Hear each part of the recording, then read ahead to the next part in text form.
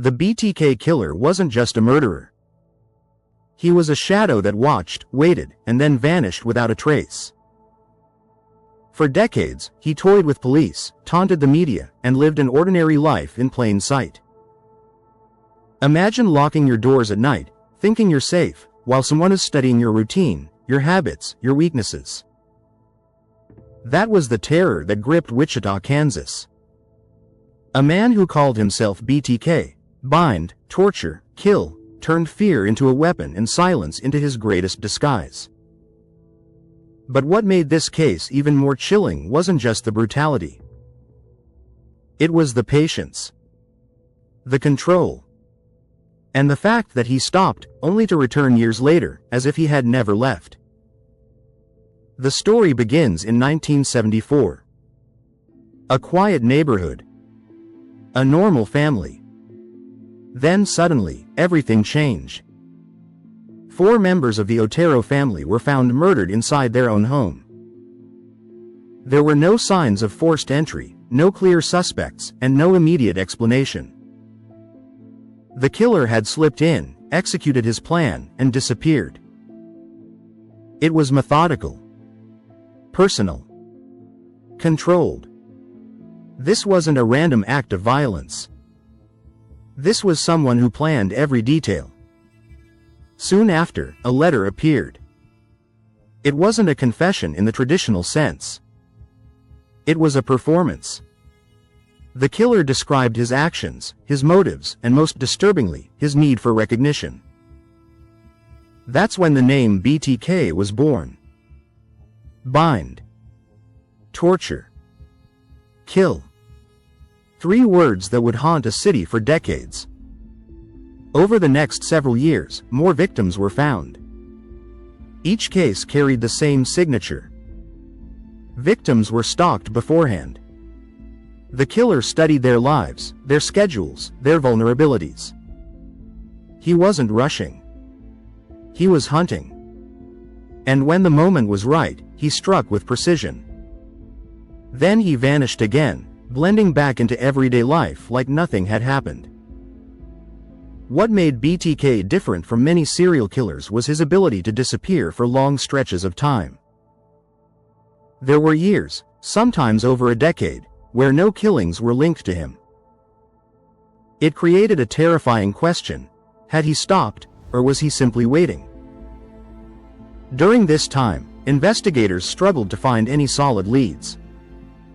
DNA technology was still evolving, and the evidence left behind was limited. Witnesses were scarce. The killer had designed his crimes to leave as little trace as possible. He was careful, calculated, and always one step ahead. Then something changed. In 2004, after years of silence, BTK resurfaced. Not with a crime, but with a message. He began sending letters again, this time to media outlets. He referenced past crimes, included details only the killer would know, and even left clues hidden inside puzzles and packages. It was clear he wanted attention. He wanted recognition. He wanted to be remembered. And that need for attention would ultimately become his downfall. But before we get there, take a moment to think about this. A man could live among neighbors, hold a job, attend community events, and still be responsible for unimaginable crimes. It challenges everything we think we know about evil. If you're finding this story as unsettling as it is fascinating, make sure to subscribe to Shadow Files and stay with us as we uncover more cases that blur the line between normal life and hidden darkness. As investigators revisited old evidence, they began to connect the dots. The letters weren't just taunts, they were mistakes waiting to be uncovered. In one of his messages, BTK asked a question that would seal his fate. He wanted to know if a floppy disk could be traced. Authorities responded publicly, assuring him it couldn't. That was the moment everything changed. Trusting their answer, BTK sent a floppy disk to the police. What he didn't realize was that metadata embedded within the disk could reveal its origin. When analysts examined it, they discovered it had been used at a church. Even more revealing, it contained a name: Dennis. From there, the investigation narrowed rapidly. Church records, local databases, and other evidence pointed to one man, Dennis Rader. A seemingly ordinary individual. A compliance officer. A husband. A father. A man who had lived in Wichita for years without raising suspicion. When police arrested him in 2005, the truth finally came to light. Rader confessed to 10 murders spanning decades. He described his crimes with chilling detail, showing little emotion and no remorse. For him, it wasn't just about killing. It was about control, power, fantasy. But even with a confession, questions remained. How did he manage to evade capture for so long? The answer lies in his discipline. Rader carefully planned each crime, often spending months or even years preparing. He chose victims based on routine and vulnerability. He avoided patterns that could easily be traced. And perhaps most importantly, he knew when to stop.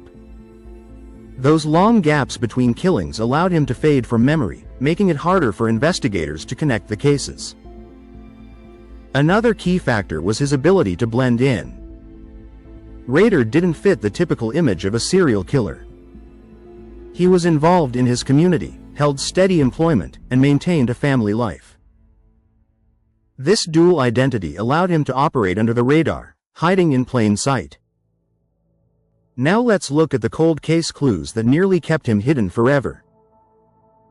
One of the biggest challenges in the BTK case was the lack of forensic evidence early on. Crime scenes were contaminated, technology was limited, and the killer was meticulous. But as DNA analysis improved over the years, investigators were able to revisit old evidence with new tools.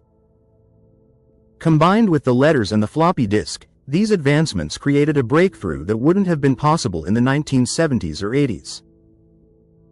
There were also behavioral clues. Profilers had long suggested that BTK was organized, patient, and likely living within the community.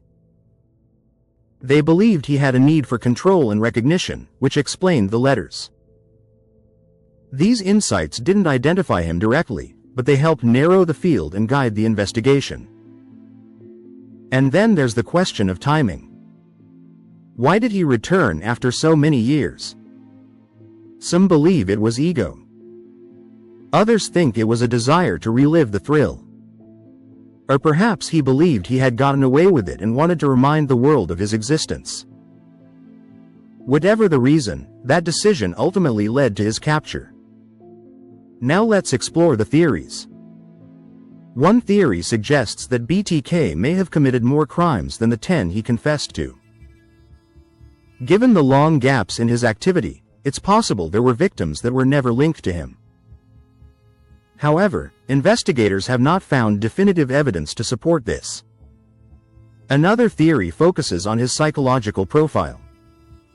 Some experts believe Rader's behavior was driven by a need for control that extended beyond his crimes. His job as a compliance officer, where he enforced rules and regulations, mirrors the dominance he sought in his personal fantasies. It raises the question: was his entire life shaped by this need for control? There's also debate about whether he truly stopped killing during those long gaps or simply changed his methods. Without clear evidence, this remains one of the most unsettling aspects of the case. In the end, the BTK killer wasn't caught because he was outsmarted in the traditional sense. He was caught because he couldn't resist being seen. His need for recognition overpowered his caution. And that single flaw unraveled decades of secrecy. This case serves as a chilling reminder that danger doesn't always look the way we expect. Sometimes, it hides behind normalcy, waiting for the right moment to reveal itself. If this story left you with questions or gave you chills, make sure to like this video and share it with someone who's fascinated by true crime. And don't forget to subscribe to Shadow Files, because the next case might be even darker.